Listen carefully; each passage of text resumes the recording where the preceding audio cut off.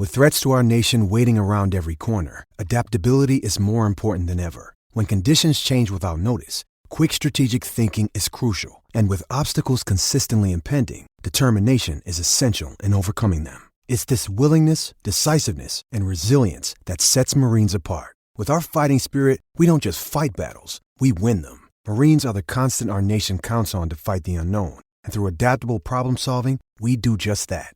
Learn more at marines.com. Getting engaged is a moment worth cherishing. A one-of-a-kind ring that you design at Blue Nile can help your love sparkle. Just choose your diamond and setting. When you've found the one, you'll get it delivered right to your door. Finding the right engagement ring can be nerve-wracking. At Blue Nile, you'll have the expert guidance needed and a diamond guarantee that ensures you're getting the highest quality at the best price. Cherish all of life's moments and save up to 30% at BlueNile.com. That's BlueNile.com. Hello, it is Ryan, and we could all use an extra bright spot in our day, couldn't we? Just to make up for things like sitting in traffic, doing the dishes, counting your steps, you know, all the mundane stuff. That is why I'm such a big fan of Chumba Casino. Chumba Casino has all your favorite social casino-style games that you can play for free anytime, anywhere with daily bonuses. That should brighten your day a little.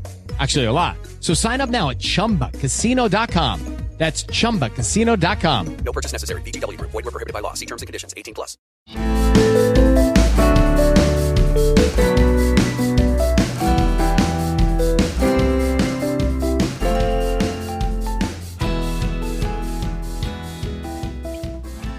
They said London could stage any major sporting event at short notice. There was talk before the Rio Olympics, the Football World Cup in Russia, and next year in Qatar. But it's never happened. Until now. 6 months ago, British Swimming stepped in to stage the second biggest para-swimming event in the world. The London Aquatic Centre, once again, has been full of British flags, pride and world-class athletes from 60 countries. This is the Anything But Footy, the unashamedly biased Olympic and Paralympic sport podcast. And we're here to witness some of the success from the Para-Swimming World Championships. We hear from a Paralympic superstar, Ellie Simmonds, and Maisie Summers-Newton, who was inspired by her 7 years ago. And we'll give you some new names to watch out for at Tokyo 2020. I'm John. And I'm Michael, and John is actually there inside the Aquatic Centre watching the final night of what has been a brilliant week of swimming. So he'll be battling some of the noise and some of the atmosphere inside as we expect more records to tumble and more medals to be won later on. Also coming up on this episode of Anything But Footy, we speak to Olympic gold medalist Hannah Mills. She joins us to launch a brand new initiative called the Big Plastic Pledge. She'll be telling us all about it. An update on the Great Britain and Northern Ireland team heading to Doha for the World Athletics Championships. News from the UCI Para-Cycling Road World Championships in the Netherlands. British success at the Park World Skateboarding Championships in Brazil. And a couple of dates for the diary at the Lee Valley Hockey Centre. All that, and with recent high-profile incidents of sports people competing whilst concussed, we ask whether more needs to be done and how a concussion protocol can be implemented. This is Anything But Footy. And if we miss your sport, tell us at Anything But F on Twitter or message us on Insta and Facebook. Please share, like and rate us on Apple Podcasts, Spotify. We want to hear from you. And I've been coming to the Olympic Park for 8 years, Michael. Today was a first for me. I will tell you more about that later. So it was only in April that London stepped up again to host the major sporting event, the Para-Swimming World Championships. UK Sport and British Swimming rescued the situation after Malaysia was stripped of hosting the Games after not allowing Israeli athletes to compete. The event is the largest para-swimming championships outside of the Paralympic Games, and it sees around 600 swimmers from approximately 60 countries competing. Now, there's been thousands of people here every night. It's been shown on More 4 every night. London and the UK doing what it does best, putting on a good show. World records have tumbled, and it's also been announced this week that Madeira will stage the next one in Funchal in 2021. After the next Paralympics, of course. And that with a year to go before Tokyo 2020, Great Britain have got some new superstar swimmers on their list, as well as the return of a well-known veteran. Well, I say veteran but she's still only 24. We'll hear from Ellie Simmonds in a moment. For me, though, Michael, some of the performances this week have been absolutely incredible, and Alice Tay really stands out. She's a 20-year-old from Poole. She's won 6 golds in her first 6 events at these championships, and it's not just freestyle where she won the 100 metre freestyle, the S8 100 metre freestyle. She also won the 100 metre backstroke final, also the 100 metre butterfly final as well, and she helped win the relay, a double gold for her on a Friday night when she won the 400 metre freestyle, ending a 10-year winning streak by USA legend Jessica Long, which, you know, is an incredible achievement from her. And then the 50 metre freestyle, and then another.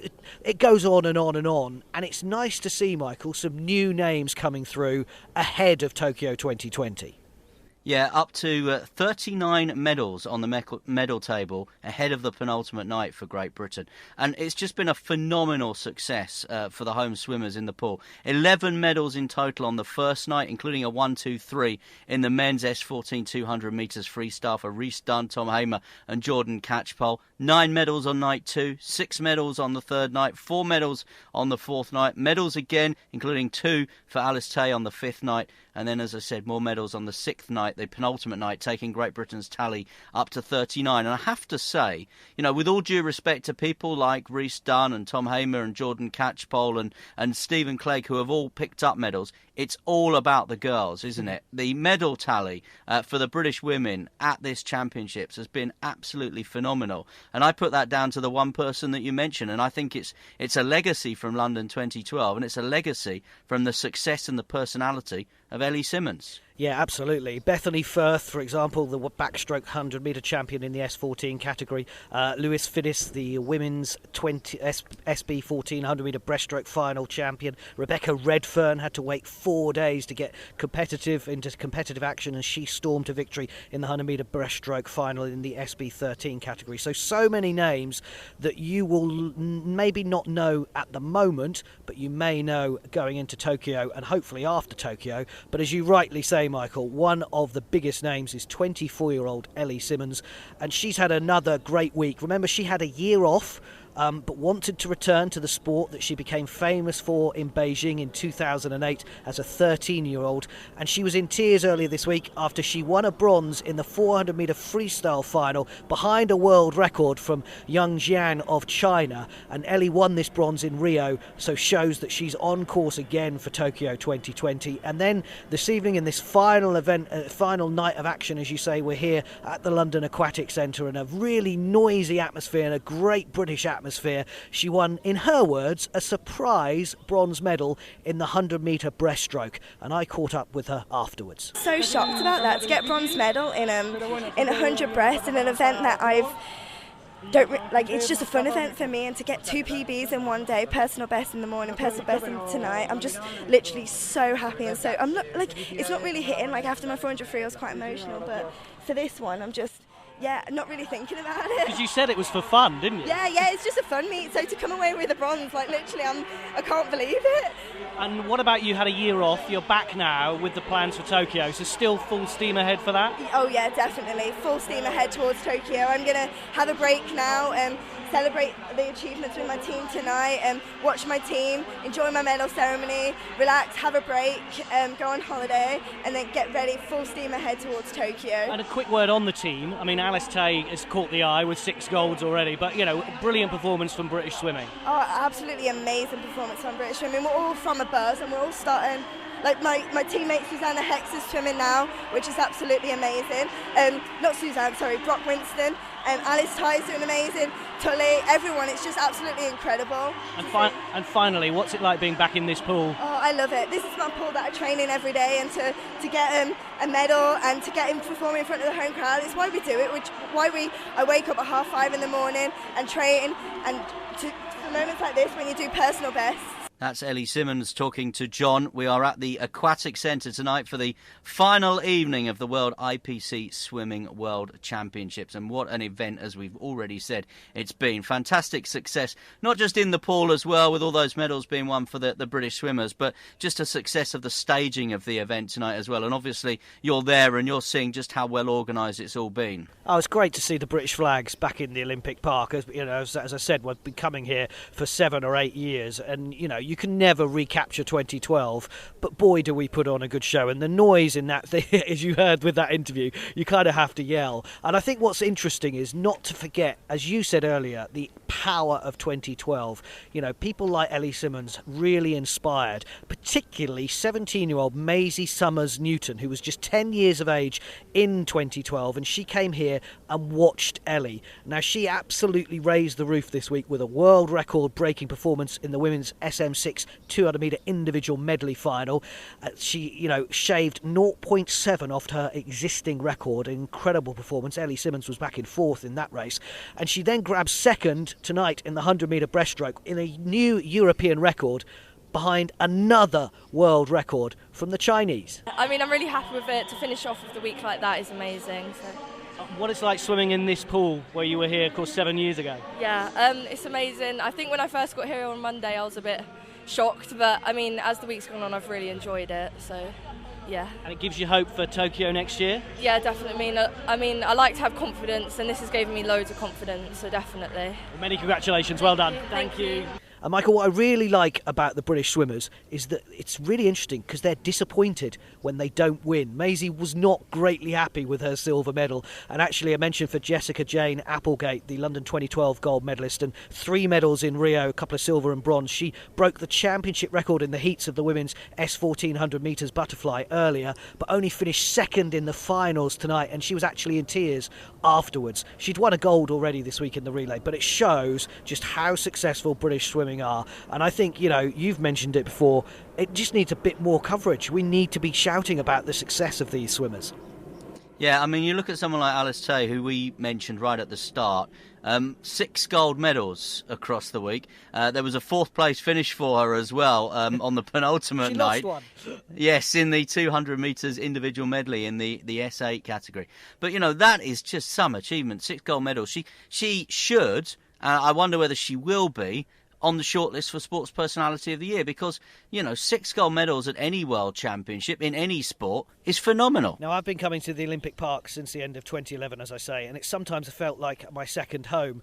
You can ask my missus about it. Today I did a first. Not very PC, I'll admit it, not very right on, but frankly it was easier and it was cheaper, and I drove to the Olympic Park. Wow, no javelin train for John. I know, and I parked nearby, and I've never done this before, and what a sight that velodrome is when you come off the A12. The Here East buildings where BT Sport are now based used to be the main press centre in the Olympics. I drove right past the Copper Box, which is one of the great indoor venues, and I remember the Paralympics was superb for the wheelchair rugby. Amazing transport links this place has, but I tell you what, for big events, it is incredible, and you have to come here on public transport, on the javelin and the tubes, as you say. But seeing all the new houses being built and building work everywhere and driving right through the park, I'll be honest, Michael, it was a real treat, and I absolutely loved it. You're listening to Anything But Footy. Don't forget you can find us on Twitter at Anything But F. We're on Facebook. We're also on Instagram if you want to send us a message there. Maybe give us a nudge in the direction of your sport or your favourite sporting personality that you don't think gets enough coverage from the world of Olympic and Paralympic sports. Still to come, we'll have another big name guest. Olympic gold medalist and London 2012 silver medalist sailor Hannah Mills is going to be joining us on Anything But Footy. She has launched a new initiative called the Big Plastic Pledge, and she'll be telling us all about it inside the next 20 minutes. Only here on Anything But Footy. I'm so glad you didn't use my line, which is, we'll be talking rubbish with Hannah Mills. No. Same old story for Sarah Story this week, the 14-time Paralympic champion. We mentioned the velodrome here at the Olympic Park. Well, she's won 2 golds out and about on the roads in Netherlands for the UCI Para-Cycling World Championships. The WC5 time trial and the C5 road race title are once again hers. She's now won 33 world titles in her career. She is a machine, and off to Tokyo 2020 as well. And medals too for Steve Bate and Adam Duggleby, Katie Toft, Ben Watson and Laura Fackie, and Corinne Hall and Jaco van Gas as well. Well done to British cycling. Yeah, and if Dame Sarah Story is approaching, and I apologise to her for saying it, veteran status, we've got some new kids on the block, literally new kids. Sky Brown, 11 years of age, at the Park World Skateboarding Championships in Sao Paulo in Brazil. She's won a bronze medal. Excellent score of 55 meant she was actually top of the pile. She led after her first run, but she dropped to bronze despite improving that score to 58.3 in her second run. Remember, this is all part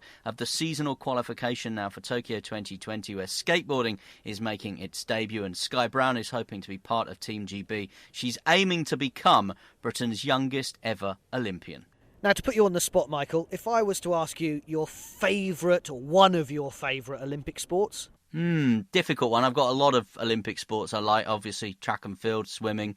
Loved the hockey in Rio, triathlon. I do like, I have to say, and I put a lot of this down to Nicola Adams and Katie Taylor of Ireland, actually, the fantastic atmosphere at the Excel Centre in London. I do like the artistry and the strength and the skill on display in the boxing. Well, I'm glad you've said that, because obviously I want to talk to you about what's been going on this week in the sport of boxing. Now, of course, in 2012, it wasn't staged here at the Olympic Park. It was down the road at the Excel Centre. We have big hopes. We won lots of medals, including Anthony Joshua in 2012. And I want to talk to you about him because Rob McCracken, who is the GB Boxing Performance Director, and if you heard our Tokyo 2020 preview, and you can still download it if you haven't, we think that we will win big medals in the boxing. He's been criticised this week for saying that he knew Joshua was concussed when the former Olympic champion, the gold medalist from 2012, was, of course, in trouble in the third round against Andy Ruiz Jr. in June, but of course let him fight on before losing in the 7th round. Now, Headway, the brain charity, said after that trainers have a duty of care to their boxers, and it seems clear Anthony Joshua's trainer's sole priority was winning that fight, not protecting the fighter from a potentially fatal injury. GB Boxing have come out and said anyone who has ever seen him work knows he has the best interest of the boxers at heart, and McCracken has kind of said, in also a statement, I'm not a doctor, it may be that concussed is not the right term to have used. Is it fair criticism, Michael? Absolutely, it's fair criticism, and I'm not going to point the finger directly at Rob McCracken because I actually do accept his explanation here, that I think in an interview, in a relaxed situation, recording a podcast, which is what he was doing, he did use the word concussed, and I think he's probably used that word in the wrong sentence and the wrong context, rather. So, I do accept Rob McCracken's apology, and I think it's the detail of the language that he's used that people have seized upon here. But the bigger picture is, if you look at a sport like NFL, where they have neurological spotters working, and this has been an issue in the last couple of days because the New York Giants' Sterling Shepard was actually not spotted in an NFL game by the spotters or the medical staff. They completely missed a concussion incident with him. They didn't trigger the protocol. Had he been involved in a clash, he had been involved in this clash with a Dallas Cowboys cornerback called Anthony Brown. They didn't then kick the protocol in, so he played the rest of the game. He has now been ruled out of the match with the Buffalo Bills. Now, obviously the system there has failed, but the system is in place and it's the right thing to do. In boxing, you've got a referee who stands between the two boxers and gives them the count, and then you're also asking the referee to make a decision over the welfare of that boxer, or you're asking trainers or people on the sidelines to make that decision who are, of course, are very heavily involved in trying to get their boxer to win. I think, like the NFL and like other sports, boxing needs an external panel, if you like, an external spotting team to see a situation like this and then make the decision on behalf of everybody else who's maybe too involved in the fight about the boxer's welfare and whether that fighter is fit enough to continue. I think that's a really good point. Only a doctor can say someone was concussed. You can't, Yeah. you know, only a doctor can say that. So I think you're absolutely right with that idea. And I think this argument or this disagreement this week seems a little too easy to throw terms around on both sides. Concussed, McCracken shouldn't have used it. Only doctors know and can diagnose it, as you rightly say. But also the criticism of him, you know, saying that he had a duty of care and priority was winning. They're thrown away as well. That, you know, that's not him. Anyone, as GB Boxing knows, he has the best interests at heart. So I think both of them were slightly wrong in the argument. But what a good idea you've come up with. They should sign up that idea. Absolutely. Well, I think the bigger picture is actually all the sports need to get together. There needs to be some kind of force here for good between all the sports, because you've got someone like Steve Smith, who was concussed during the Ashes, as we all saw.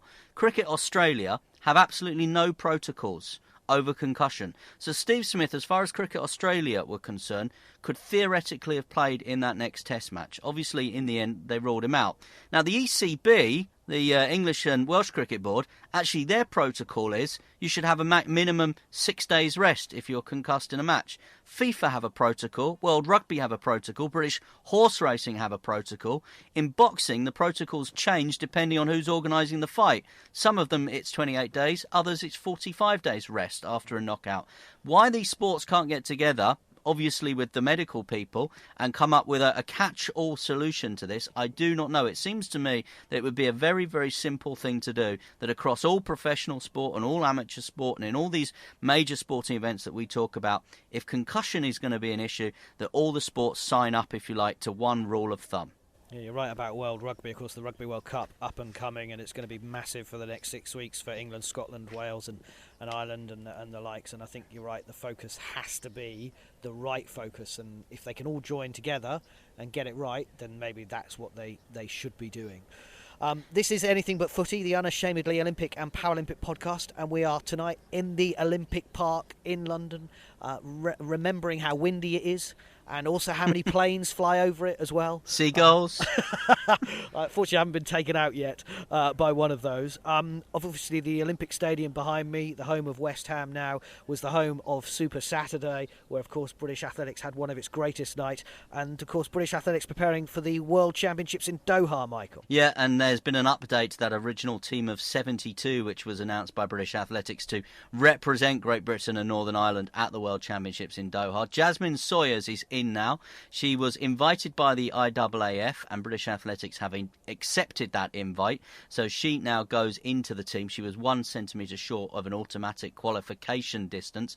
Imani Lansiko also comes in. Now, this is because of the quirk that Dina Asher-Smith, by winning the Diamond League, meant that she got a wildcard entry into the World Championship. So essentially that opened up a place in the 100 metres team. So Imani Lansiko is in, and it's the first time ever Great Britain and Northern Ireland have had 4 representatives then in the women's 100 metres. And for Jasmine Sawyers, as I said, 1 centimetre short of the qualification distance. Commonwealth Games silver medalist, a European silver medalist, finished 8th in Rio.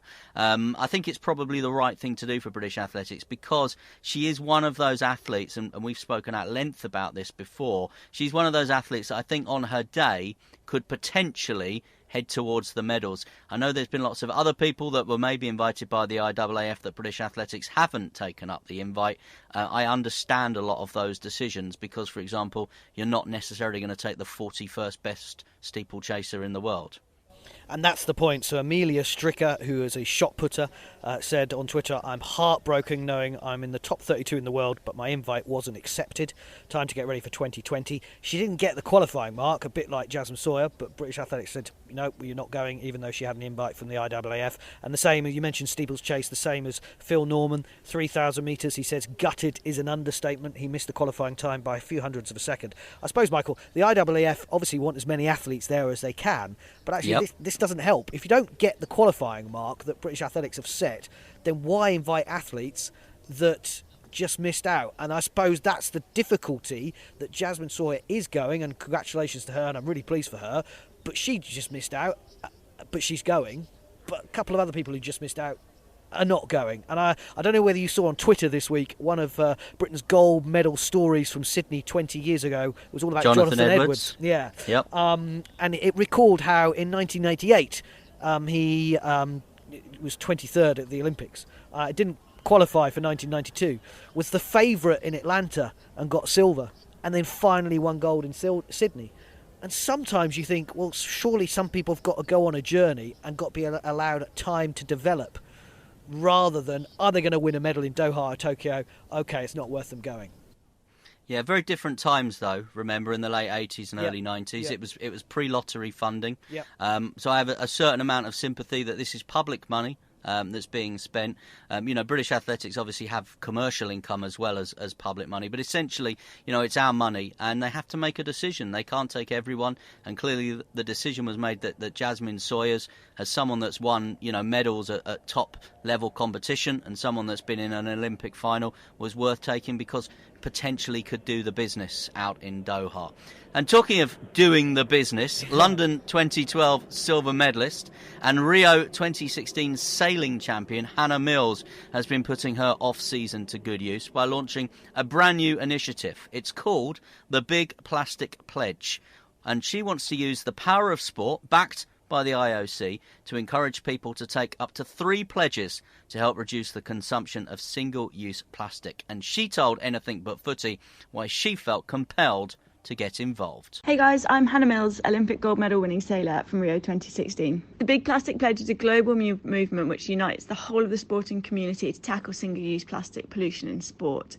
Whether you're an athlete, a fan, a volunteer, a weeknight five-a-sider, or someone who goes to the park run every Saturday, whoever you are, if you're involved in sport in any way, then this is for you, and I'd love you to join us and become a part of it. I think as sailors, and any sport that involves water, I think it's very easy for us to see how much plastic pollution has increased over the last 10, 15, 20 years. Honestly, it's very visible. When we go out sailing now, we see plastic every single day, almost without fail, and that never used to be the case.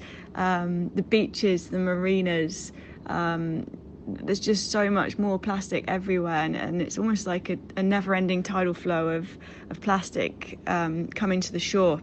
And so it's heartbreaking. And I think it touches us in such a way that it does ignite that passion to want to do something about it. But for me, the Big Plastic Pledge is to unite all sports, and not just the water sports. It's the hockey pitches, it's the stadiums, it's the rings, it's everywhere. Sport is so powerful. To me, it's one of the few things that has the ability to unite people in such a way. It crosses borders, it breaks down barriers. I think we've all watched and felt the emotion of someone winning an Olympic gold medal, or your team losing in a final match, and feeling that despair and that devastation with them. And I wanted to harness that power and that energy and use it to create this movement so that we can tackle single-use plastics in sport. Becoming Olympic champion definitely didn't change my life as such. It is an incredible, amazing thing to do and to win. I still can't quite believe it. Happened to me, having dreamt about it for so many years, but it was such a personal achievement for myself and my family and my friends and supporters, and it's really special, and it hasn't changed my life, but it certainly does help with trying to launch initiatives like this. I couldn't have done it without the support of lots of people around me, but in particular the International Olympic Committee have been fantastic. We've had a fantastic summer. We've been out training as much as possible in the Olympic venue in Japan, a place called Enoshima, and the conditions out there are amazing. It's just unbelievable sailing. We have huge waves. It's open to the Pacific Ocean, so we get massive waves, great winds. And it's just been an unbelievable summer. We won the World Championships out there, and then placed second at the Olympic test event sort of straight after. So it's been really full on, but we're feeling good. We've got loads of stuff to still do and tick off, as I'm sure every athlete at this point in the Olympic cycle does. But we're feeling positive and really excited to experience the next year, because it's just so exciting being a part of the Olympic Games. So it's really simple to get involved. Go to the website www.bigplasticpledge.com, go to the pledge page. There's 9 pledges, all very different, but all with some great ideas for how you can help reduce your single-use consumption. But as I said, to be involved, you've got to choose 3. Obviously, we'd like you to choose more, but it's minimum of 3. And that was really important to me because I wanted it to be personal. So I wanted people to be able to choose which ones they were definitely going to commit to. But also I wanted to make it global so that anyone, anywhere could take part. The website for that, just to recap, www.bigplasticpledge.com. There are 9 pledges in total on that website. Hannah wants you to take up a minimum of 3. I have done it. My 3, I want to spread the word of the Big Plastic Pledge. I think we're doing that right now. I want to take my own water bottle to sporting events and won't use single-use plastic bottles, and I want to leave no trace. It's simple things like taking my rubbish away, but all of that will help, of course, with the bigger picture of saving the planet. And as an Olympic sailor, as she was saying there, she really sees it more than most. I mean, it started at Rio, didn't it? She literally waded through rubbish at times, which is incredible. Look, it all seems made her ill. Yeah, it seems really reasonable to me that you can stop using reusable bottles. You can not use, plastic cups. Well done to Hannah. Well done to the IOC as well. They get a lot of criticism. Well done to them. And look, it's made me go, I've just drunk 2 water bottles and I need to not do that and make sure I don't do that when I come to my next sporting event here on the Olympic Park, especially as I've driven. So I'm in real bad trouble here, Michael. You could be back for the hockey, couldn't you? So you've got a chance to make amends for that. I could, talking of the men's and the women. So we know who Great Britain have to play in the hockey to get to Tokyo. Look, this is as simple as it gets. They have to win these matches. If not, they do not go. Even though the women are the reigning champions, they don't automatically go and defend their title at Tokyo 2020. So the women will play Chile, who are ranked 18th in the world. They've never played them before, and England currently ranked 5th, and that's how the rankings are done on the England performance. But this is a British team. They do not automatically qualify, and it's so hard to win the Olympics, 4 years on, as I think the women are finding. But they've got the chance to get back there against Chile. And then the men, who will, of course, currently 7th in the world, ranked as England, they will play Malaysia, currently 11th in the world, and they drew 3-3 in August. So they have some interesting opposition there. It's not going to be easy for either of them. The Lee Valley Hockey and Tennis Centre, which is just over the Aquatic Centre, I can kind of point at it as I talk to you. They'll be hosting the matches with a 2-legged playoff at the beginning of November, and the tickets are on sale on Monday the 16th of September, which for some of you is today.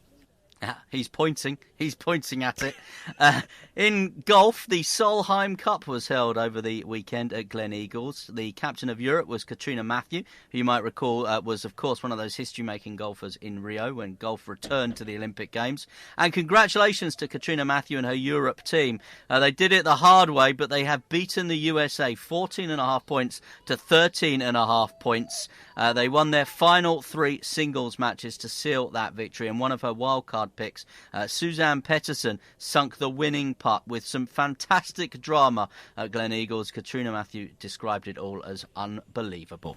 More success for British canoeists in the para-canoe test event in Tokyo. Charlotte Henshaw won gold and Emma Wiggs silver in the KL2 at the Sea Forest Waterway. Victory for Jeanette Chippington and Wiggs in third in the VL2 category as well. And former hockey, now athlete, now kayaker, Laura Sugar won gold in the KL3, saying it was great to experience the conditions and I learnt a lot. Ready, steady, Tokyo is the full focus. And it is our focus here on Anything But Footy. From gold, silver and bronze to plastic this week, it's been another magnificent week for Olympic and Paralympic sport, and Anything But Footy has been there throughout, and here at the World Para Swimming as well, here at the Olympic Park. Stay with us as well until Tokyo 2020 for updates, but do us a favour, tell your friends, tell your teammates, tell everybody that you know about us. Go to Apple Podcasts, give us a review and give us a rating and get us well known, because we want to spread the word of these sports that we all love.